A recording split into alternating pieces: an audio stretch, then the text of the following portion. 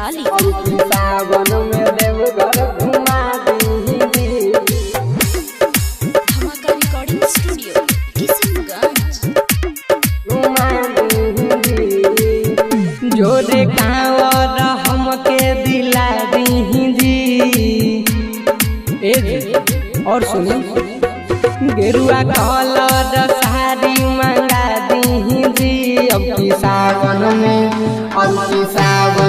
देवघर घुमा दीजिए। अब की सावन में देवघर घुमा दीजिए। घुमा दीजिए।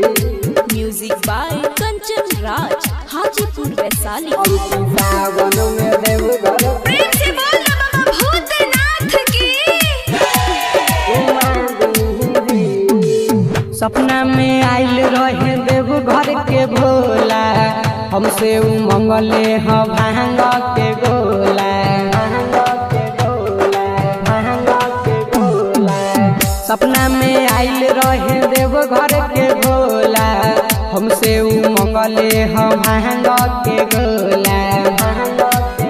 चूड़ी हरियर हमके दिला दीजिए। अब की सावन में देवघर घुमा दीजिए। अब की सावन में देवघर घुमा दीजिए।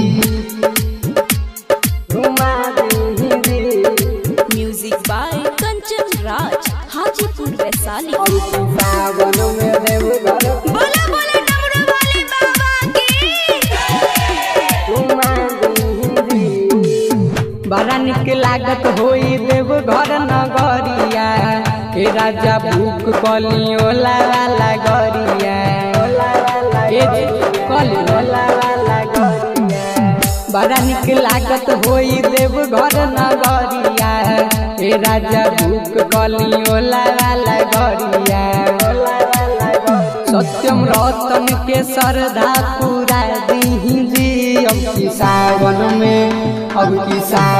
में देवघर घुमा दीजिए। अब की सावन में देवघर घुमा दीजिए।